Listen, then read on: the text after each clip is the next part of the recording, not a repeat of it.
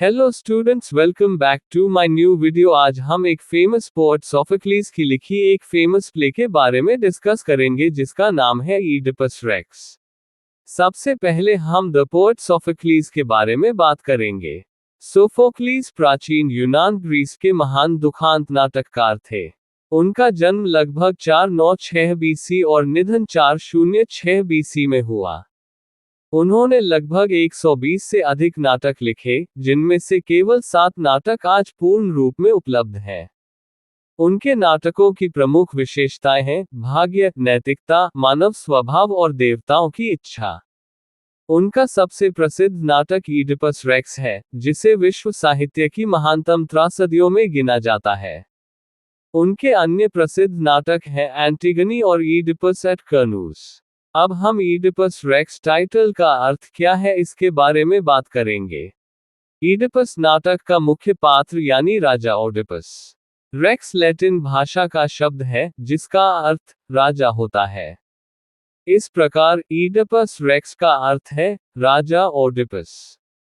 ये शीर्षक उपयुक्त है क्योंकि पूरा नाटक राजा ओडिपस के जीवन, उसके भाग्य, उसकी भूलों और उसके दुखद पतन की कहानी पर आधारित है।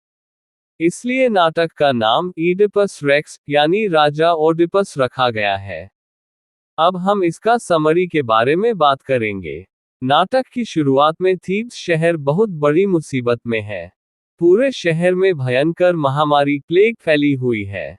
लोग मर रहे हैं, खेतों में फसल नहीं उग रही, गर्भवती महिलाएं प्रसव के समय मर रही हैं और उनके बच्चे भी जीवित पैदा नहीं हो रहे हैं। शहर के पुजारी राजा ईडिपस के महल में आते हैं और उनसे शहर को बचाने की प्रार्थना करते हैं। ओडिपस वही राजा है जिसने पहले स्फिंक्स नामक भयानक राक्षस को हराकर थीब्स को बचाया था। ओडिपस ने पहले ही अपने साले क्रियन को देवता अपोलो के मंदिर ओरेकल में ये पूछने भेजा था कि इस महामारी से छुटकारा कैसे मिलेगा। यहाँ हम इस नाटक की थोड़ी पृष्ठभूमि बैकग्राउंड के बारे में बात करेंगे। ओडिपस के थीब्स आने से पहले वहां के राजा लायस की रहस्यमय तरीके से हत्या हो गई थी। हत्यारा कभी पकड़ा नहीं गया। बाद में ओडिपस ने स्फिंक्स को हराकर शहर को बचाया, इसलिए लोगों ने उसे अपना राजा बना दिया। फिर उसने राजा लायस की विधवा रानी जोकास्टा से विवाह कर लिया। जोकास्टा क्रैन की बहन है। अब क्रैन मंदिर से वापस आता है और बताता है कि देववाणी के अनुसार जब तक राजा लायस के हत्यारे को खोजकर उसे सजा नहीं दी जाएगी, तब तक थीब्स की महामारी खत्म नहीं होगी। देववाणी यह भी कहती है कि लायस का हत्यारा अभी भी थीब्स शहर में ही रह रहा है।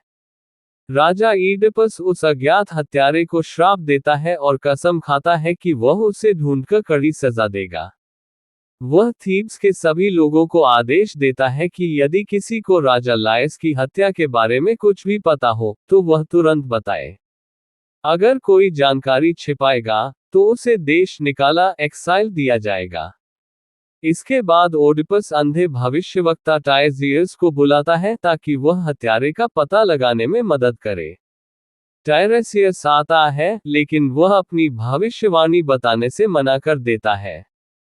ये देखकर ओडिपस को गुस्सा आ जाता है। वह टायरसियस पर आरोप लगाता है कि शायद वही राजा लायस की हत्या की साजिश में शामिल था।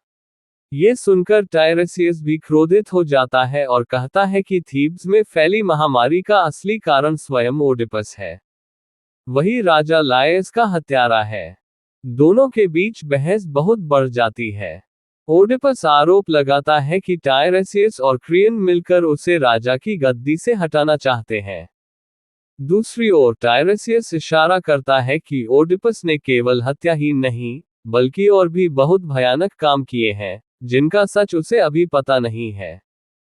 राजा ईडिपस को पूरा विश्वास हो जाता है कि उसका साला क्रियन उसके खिलाफ साजिश कर रहा है और उसे राजा की गद्दी से हटाना चाहता है। इसलिए ओडिपस फैसला करता है कि वह क्रैन को देश निकाला देगा या मौत की सजा देगा। लेकिन रानी जोकास्टा और कोरस कहते हैं कि क्रैन निर्दोष है।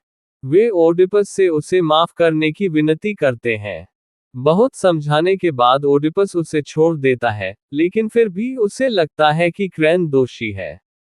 जोकास्टा ओडिपस से कहती है कि भविष्यवक्ताओं और भविष्यवाणियों पर ज्यादा विश्वास नहीं करना चाहिए।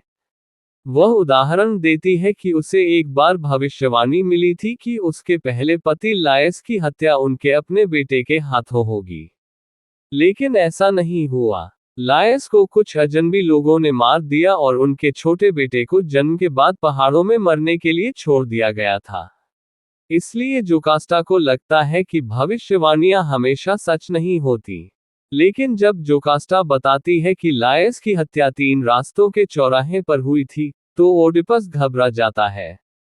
उसे याद आता है कि एक बार उसी जगह उसका कुछ लोगों से झगड़ा हुआ था और उसने गुस्से में उन्हें मार दिया था। उनमें से एक आदमी का हुलिया लायस से मिलता था। अब ओडिपस सच्चाई जानने के लिए उस एकमात्र गवाह को बुलाने का आदेश देता है, जो लायस की हत्या के समय बच गया था। फिर ओडिपस जोकास्टा को बताता है कि उसके जीवन में भी भविष्यवाणियों का बहुत बड़ा प्रभाव रहा है। उसे भी एक भविष्यवाणी मिली थी कि वह अपने पिता की हत्या करेगा और अपनी मां से विवाह करेगा। इसी डर से वह कोरिन्थ शहर छोड़कर चला गया था, जहां उसका पालन पोषण हुआ था, और फिर कभी वापस नहीं गया। एक बूढ़ा दूत कोरिन्थ से आता है। वह खबर देता है कि वहां के राजा पॉलीबस, जिन्हें ओडिपस अपना पिता मानता था, बुढ़ापे के कारण मर गए हैं। ये सुनकर ईडिपस को थोड़ी राहत मिलती है। उसे लगता है कि शायद भविष्यवाणी झूठी साबित हो जाएगी। लेकिन उसे अभी भी डर है, क्योंकि उसकी मां अभी जीवित है। तब दूत एक बड़ा रहस्य बताता है। वह कहता है कि राजा पॉलीबस और रानी उसके असली माँ बाप नहीं थे। दूत बताता है कि जब ओडिपस छोटा बच्चा था, तब एक चरवाहे ने उसे पहाड़ों में पाया था और उसे दूत को दे दिया था।